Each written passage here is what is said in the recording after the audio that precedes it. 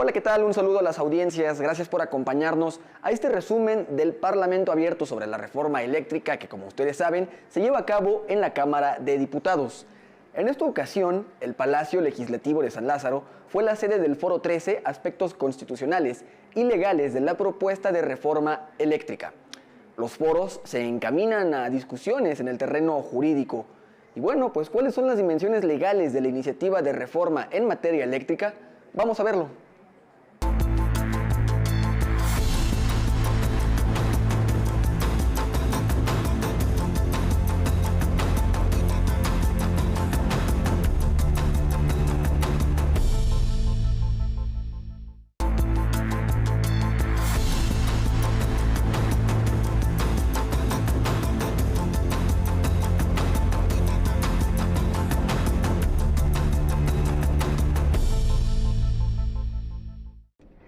Porque el Estado será responsable de preservar la seguridad y la autosuficiencia energéticas y garantizar la seguridad nacional y los derechos humanos que tienen como núcleo el derecho humano a la vida digna.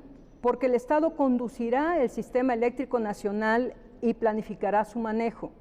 Porque CFE con su generación instalada sí garantiza la disponibilidad ininterrumpida del suministro eléctrico de calidad y la flexibilidad operativa y capacidad de reacción inmediata ante las condiciones de demanda, contingencias por fenómenos naturales y respaldo de energías intermitentes. La iniciativa establece que CFE participe con el 54% de la energía requerida en el país y que el sector privado lo haga con el 46%. Lo que es acorde con el sistema de economía mixta pública y privada que mandata la Constitución. Ahora te voy a decir por qué no se pueden quedar las cosas en el estado en que están y por qué no se debe dejar la reforma de 2013 como está. Porque esta reforma de 2013 destruyó el sistema de planeación del sistema eléctrico nacional y provocó un peligro real de balcanización de las redes, porque permite que los generadores privados se conecten en cualquier lugar del territorio nacional. Y produjo un modelo de mercado insostenible que depende de transferencias crecientes del sector público al sector privado, que solo podrán mantenerse con elevados aumentos en las tarifas eléctricas, porque no garantiza la continuidad del sistema eléctrico nacional, ni preserva la seguridad y autosuficiencia energéticas, porque pone en riesgo la seguridad nacional y no garantiza el abastecimiento de la electricidad a los precios más bajos posibles. La desaparición de la CFE es una crónica anunciada y de cumplimiento fatal en el corto plazo, lo que implica una catástrofe eléctrica como la que se vive en España actualmente. Porque se otorgaron permisos ilimitados de generación sin tomar en cuenta la demanda futura y se creó una sobreoferta de generación. La reforma de 2013 fue un engaño, no cumplió con lo que prometió. Quien tiene que hacer el respaldo somos nosotros, con nuestras plantas. No podemos permitir, y está así en los códigos de red y demás, no podemos permitir que haya apagones, entonces tenemos que entrar al relevo. Y en esos momentos es que se puede saturar, pues sí, porque hay necesidad de subir a la red todo el respaldo necesario para esas energías limpias, entre comillas. Ese es uno de los problemas importantes con esta circunstancia. Lo que se ha podido hacer se ha hecho ya, Cuando llegamos a CFE, créeme, nos encontramos con acciones deliberadamente propuestas a la terminación, al final de CFE. Por ejemplo, las generadoras, la asignación de de activos fijos a cada generadora era totalmente errática. Tenías una generadora que tenía su centro de atención en Monterrey, por ejemplo, y sus activos estaban en Chiapas. O sea, la verdad es que ese tipo de cuestiones son verdaderamente terribles. Bueno, eso ya se organizó, ya se reorganizó, pero hay cuestiones que tienen, como dice el maestro Eduardo Andrade, es necesario que la realidad sea adecuada, sea regulada por la Constitución. Y esa circunstancia nos permitirá no discrecionalidad, nos va a permitir desde luego una regulación secundaria que establezca términos y condiciones, pero desde luego necesitamos a partir de la norma fundamental empezar a generar nuevamente una estrategia energética para el país y una estrategia energética sustentable. La interpretación conforme, que no te preocupe, de verdad, yo creo que estamos más que hechos a esa realidad. El capítulo 8 del TEMEC, como lo citó el maestro Andrade, está perfectamente claro respecto de la capacidad que tiene el gobierno mexicano de enmendar su constitución. Entonces no hay, creo, ese problema. Creo que estamos generando un problema más que otra cosa por posiciones políticas, por desconfianza y porque no estamos dentro del esquema. De verdad, estar dentro de la CFE, me consta, te hace aprender muchísimo de electricidad. Y hay cosas que te pasan inadvertidas que después te enteras que son relevantísimas, como es el hecho, por ejemplo, del respaldo a la intermitencia. De verdad, el respaldo a la intermitencia es algo impresionante, pero sobre todo es algo que no pagan y sobre todo no es algo que esté regulado.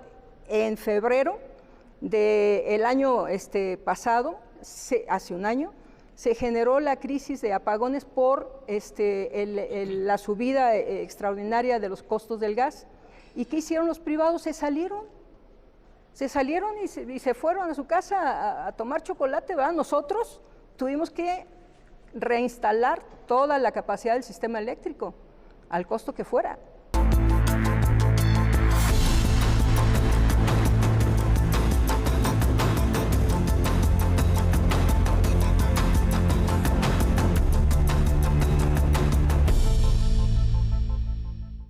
Y esto es importante porque hay que recordar que un porcentaje significativo de la energía eléctrica que recibimos los mexicanos lo provee la Comisión Federal de Electricidad en colaboración con el sector privado, en concreto con los productores independientes de energía.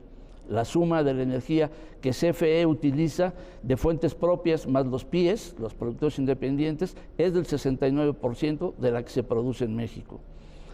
De acuerdo con datos publicados por la Auditoría Superior de la Federación, la energía más barata que CFE tiene es aquella que proviene de los productores independientes, siendo que estos productores privados producen electricidad a un costo mucho menor y que la iniciativa de reforma propone la cancelación de todos sus contratos y permisos. Las consecuencias serían graves para los hogares, para los negocios que necesitan una energía confiable, a menores costos y menos contaminantes.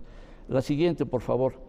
La iniciativa pone en entredicho principios legales que dan certeza y seguridad jurídica al presente y futuro de México. Las afectaciones tocan áreas esenciales para nuestro país y para las generaciones por venir. En primer lugar, tenemos el tema de que trastocan garantías y principios constitucionales de legalidad, debido proceso, seguridad, salud y derecho a un medio ambiente sano y certeza jurídica, así como el principio de irretroactividad de la ley. Se habla de la cancelación de permisos de generación, discrecionalidad otorgada a la Comisión para definir cuándo, cómo y qué se adquirirá de los particulares, de los privados, la energía que se genere, y sin que medie o sin que se prevea la instrumentación de un procedimiento legal para llevarla a cabo. Sin certidumbre jurídica y Estado de Derecho para las empresas en México, no puede haber un bienestar duradero para las personas. La iniciativa no solo afecta a los generadores privados, sino que crea incertidumbre en cualquier inversión extranjera o nacional para mejorar la infraestructura o para la instalación de plantas productivas en México. Hay discrecionalidad que busca otorgarse vía la Constitución a la Comisión Federal de Electricidad. Y la siguiente diapositiva, en segundo lugar, pone en entredicho compromisos internacionales, yendo inclusive en contra de tratados internacionales y tratados de protección a la inversión. Y en tercer lugar, afecta, en la siguiente diapositiva, por favor, a los derechos humanos reconocidos por la propia Constitución bajo los principios de progresividad y convencionalidad. En el cuarto lugar, también se pone en entredicho el tema de la libre competencia consagrada en la Constitución bajo el concepto de fortalecer a la Comisión Federal de Electricidad.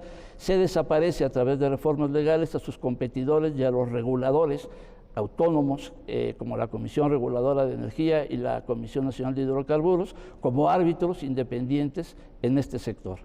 En esta línea, México requiere la participación de todos los que actualmente alimentamos el sistema eléctrico nacional. ¿Sí? Partamos del acuerdo, o sea, debemos de tener un sistema eléctrico nacional sólido, minimizando los riesgos de que en un mundo globalizado tiene sobre la seguridad y la soberanía energética. Pero también, seamos honestos, esto no se resuelve con vulnerar el Estado de Derecho y tampoco con otorgar discrecionalidad a la Comisión Federal de Electricidad en las decisiones. En la siguiente diapositiva, por favor. Construyamos juntos el presente. Las empresas que integran la Asociación Mexicana de Energía han formado en sus líneas a expertos y expertas de décadas de experiencia nacional e internacional. Además, nuevos ingenieros egresan y se incorporan en el sector privado a las filas de las empresas privadas de generación. Asimismo, vemos una participación más activa de mujeres en el sector eléctrico y en los altos cargos de estas empresas. La siguiente, por favor.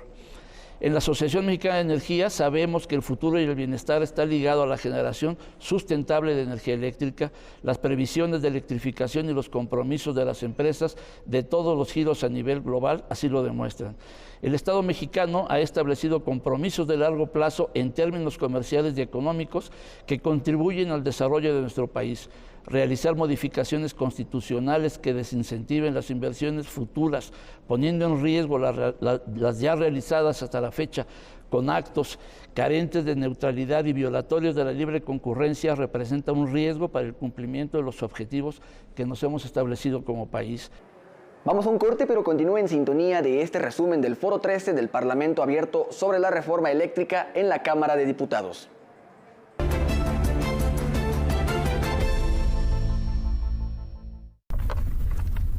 Oye, ¿cuál es la clave del internet? ¡Vecino! ¿Cuál es la clave del internet? ¡Paguen su internet!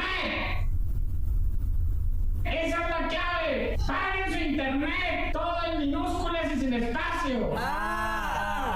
¡Gracias! Desde el PT promoveremos el programa México Conectado para que los estudiantes en todo México tengan internet residencial sin costo. El PT está de tu lado. ¿Cuándo se formó la Fuerza Aérea Mexicana?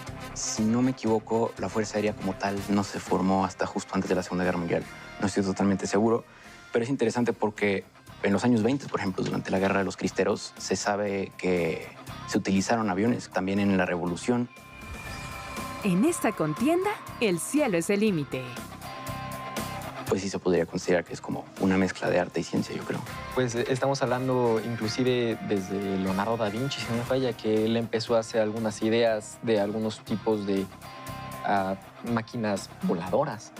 Y esto, o sea, si se ponen a pensarlo, al final del día es un sueño que ha pasado a lo largo de la humanidad. Knockout. Viernes, 18:30 horas. Domingo, 17:30 horas. Canal 14. Tus causas, tu canal. Esta es tu sangre cuando te inyectas. Cuando inhalas. Cuando te accidentas bajo los efectos de las drogas. Cuando le haces al dealer. No importa qué droga química te metas, de todas formas te dañas. Si necesitas ayuda, llama a la línea de la vida, 800-911-2000. Mejor, métete esto en la cabeza. Para vivir feliz, no necesitas meterte en nada.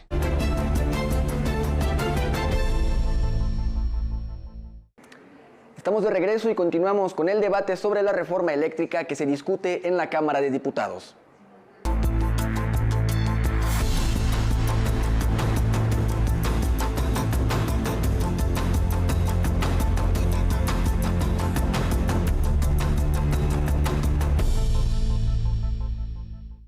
El abastecimiento de electricidad es esencialmente un servicio público que no debería estar en el mercado.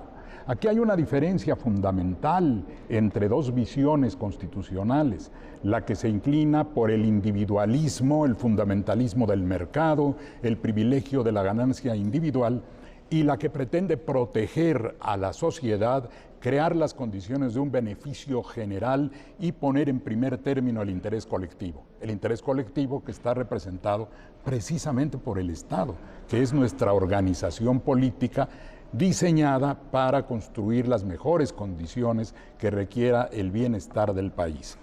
Y en el caso de esta reforma, estamos retomando el modelo realmente orientado a un beneficio social y no a la ganancia individual. Entre lo que se ha dicho, mi respetado colega que acaba de participar señalaba que hay un ahorro de recursos públicos, y es exactamente lo contrario. La Comisión Federal de Electricidad pierde dinero por las transferencias que tiene que hacer al sector privado que se ha puesto en marcha a partir de la reforma eléctrica privatizadora, que fue una tendencia globalizada a raíz del triunfo de la corriente neoliberal en el mundo entero. Y hay un traslado de recursos porque la Comisión Federal de Electricidad no despacha energía que podría despachar, porque le tiene que dar una preferencia a los privados y porque tiene que pagarle en condiciones de encarecimiento esa energía. En términos generales, de acuerdo a la iniciativa que es de aprobarse, se trasladan más de 400,000 millones de pesos por esa vía al sector privado de manera injustificada. La electricidad no se vende en las calles. La electricidad requiere un gran esfuerzo unificado de toda la red del país, que por cierto es aprovechada ventajosamente también por esos intereses privados. Por esos motivos es preferible que el Estado reasuma la rectoría del sector eléctrico. Que hay un principio de derecho constitucional básico reconocido por todos los tratadistas de derecho constitucional y por la Suprema Corte, por supuesto. La Constitución no puede ser inconstitucional. No hay acciones de inconstitucionalidad contra reformas a la Constitución, porque la Constitución es el receptáculo de las decisiones fundamentales de un país y pueden modificarse en cualquier sentido y en cualquier momento si así lo disponen los órganos que pueden hacer una reforma constitucional, el denominado Poder Constituyente Permanente. No se violenta ningún derecho adquirido porque la Constitución tiene incluso la posibilidad de actuar hacia el pasado. La Constitución prohíbe la irretroactividad de la ley. No se puede aplicar retroactivamente la ley en perjuicio de persona alguna. Pero la Constitución puede establecer procedimientos que modifiquen algunas situaciones que existían antes. Si no, no se hubiera podido realizar la expropiación de la industria petrolera, no se hubiera podido hacer la nacionalización de la industria eléctrica. Es más, no se hubiera podido reformar la Constitución para privar a las grandes empresas públicas de México de sus derechos. También Pemex tenía derechos exclusivos adquiridos en la Constitución de la República y la CFE también tenía esos derechos adquiridos y se afectaron con reformas constitucionales que privatizaron esos sectores. Ahora se trata de volver a colocar las cosas en su lugar, que el Estado ejerza las funciones que tiene que ejercer, y eso garantiza el Estado de Derecho, no lo vulnera, al contrario, el Estado de Derecho se finca en lo que dice la Constitución.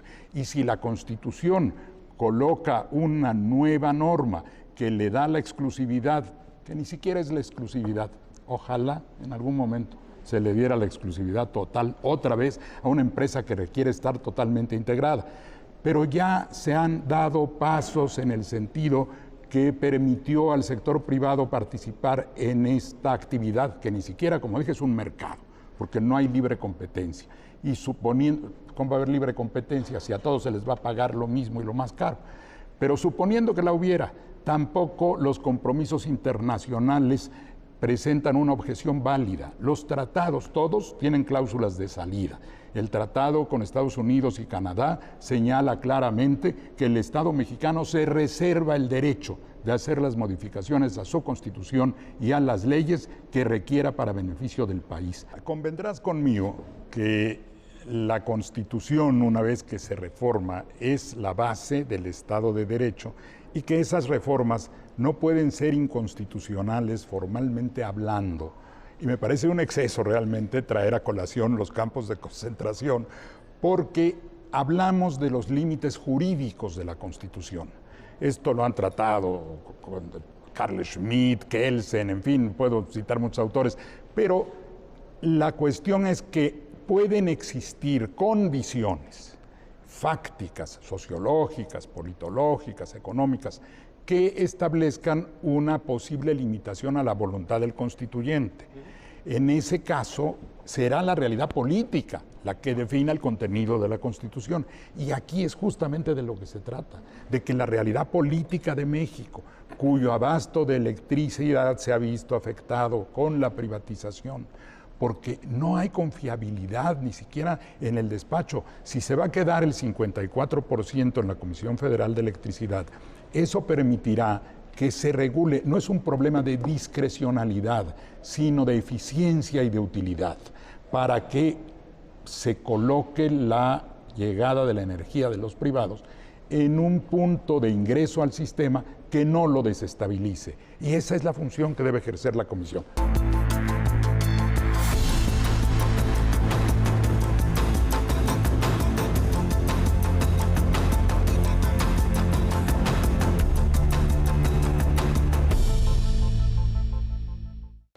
Me parece que la Rectoría del Estado en materia económico-eléctrica nunca ha estado comprometida. Se habla mucho del precio de las tarifas, de las condiciones de competencia, pero todo eso es un tema que puede ser perfectamente regulado en la ley secundaria o incluso a través de regulación por parte de la Comisión Reguladora de Energía y de los demás reguladores que actúan en el mercado eléctrico, incluyendo el Centro Nacional de Control Energético, ¿no? Me parece que en ese sentido la soberanía del Estado en materia eléctrica nunca ha estado comprometida, ya que siempre ha tenido no solamente la rectoría, sino también la vigilancia, ¿no?, administrativa para que todos los actores en el mercado, desde CFE como empresa productiva del Estado, como sus subsidiarias y filiales, así como los generadores privados, cumplan con la ley, ¿no? Entonces, me parece que este cambio repentino, constitucional, que podría considerarse abrupto, puede llegar a generar más daños que beneficios en la manera en la que se está planteando. Nadie está en contra de discutir ajustes al sector energético que puedan beneficiar a la sociedad. Nadie está en contra de poder mejorar las condiciones de la Comisión Federal de Electricidad, subsidiarias y filiales, para que tenga una mejor situación financiera, para que también tenga un mejor régimen fiscal que le pueda dar sustentabilidad al momento de poder actuar como uno de los principales actores en lo que es, como bien lo dijo mi colega Eduardo Andrade, un servicio público. Nadie está negando esa parte. Me parece, sin embargo, que el simple hecho de poder pensar que una reforma constitucional por una supermayoría parlamentaria puede justificar la afectación de derechos sin evaluar los costos, me parece que hoy en día, en el siglo XXI, tampoco es sostenible. En ese sentido, me parece que con independencia de discutir si nuestros jueces van a seguir o no el camino de una posible declaratoria sobre la inconstitucionalidad de una reforma a la Constitución, sí hay principios en la propia Constitución que obligan y obligarán a los jueces y a los reguladores a tener que interpretar de conformidad esta reforma con toda una serie de principios constitucionales, principalmente en materia de derechos humanos. En ese sentido, tenemos el principio de progresividad, que evita la regresividad de condiciones previamente establecidas, la cláusula de no retroactividad, el derecho al medio ambiente sano, el derecho a la salud, el derecho al agua, el derecho a un mínimo vital, que se verían impactados por esta reforma. Pensar como lo hicieron muchos juristas bajo esos mismos criterios fue lo que originó los grandes atropellos de Auschwitz y Buchenwald en el siglo pasado, ¿no? Un órgano revisor a la Constitución sin límites puede atropellar derechos, y eso me parece que en el siglo XXI no es aceptable. Nadie está diciendo que no tenemos que reformar el sector energético, pero me parece que todas y cada una de las cuestiones que se han planteado incluso en esta mesa y en foros anteriores son atendibles a través de regulación secundaria sin necesidad de afectar derechos constitucionales. Me parece que la rectoría del sector tomando en cuenta eficiencia energética, eficiencia económica de la producción de la electricidad e incluso cuidando el medio ambiente, de ninguna manera es incompatible con los objetivos que se están buscando con esta reforma, ¿no? Me parece en ese sentido también que, por ejemplo, la propia reforma plantea la necesidad eventualmente de generar toda esa regulación que se está buscando evitar hoy en día. ¿Cómo vamos a garantizar la participación del 54% de la CFE y del 46% privado con un SENACE integrado a la Comisión Federal de Electricidad sin que la CENER genere regulación asimétrica para evitar las posibles variaciones que pueda haber en el despacho de la energía? Digo, habrá que verlo. Me parece que esto no genera las soluciones mágicas que de repente nos están planteando que propone, ¿no? Y que el paso de esta reforma, incluso de ser aprobada en sus términos, va a generar toda una serie de complicaciones y de retos, tanto en materia de legislación secundaria como de regulación, ¿no? No estamos nosotros tampoco propugnando que los jueces cambien su criterio en cuanto a la inconstitucionalidad de reformas constitucionales. Simplemente dijimos que con independencia de si se sigue o no ese camino, tendrá que venir por parte de los jueces y los reguladores una interpretación conforme. Y esa interpretación conforme no solamente va a tomar en cuenta de manera aislada los artículos 25, 27 y 28 de la Constitución, sino que también va a tener que armonizarlas con los derechos humanos y las demás disposiciones de la Constitución, el federalismo también en materia económica y también las disposiciones de tratados internacionales, porque nuestro sistema de derechos humanos es universal, interdependiente, indivisible y sobre todo progresivo. Así finalizamos este recuento del Foro 13, aspectos constitucionales y legales de la propuesta de reforma eléctrica. Siga al pendiente de estos resúmenes de lo que se discute en la Cámara de Diputados sobre esta iniciativa de reforma eléctrica. Muchísimas gracias por acompañarnos. Nos vemos hasta la próxima.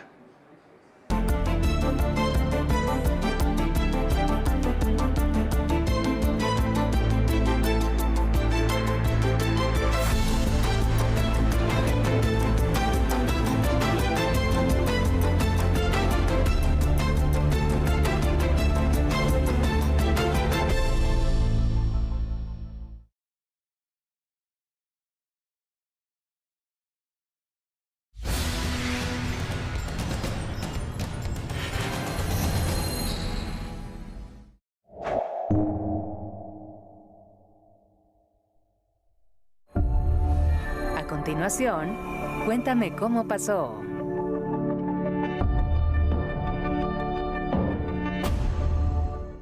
Clasificación B. Adolescentes.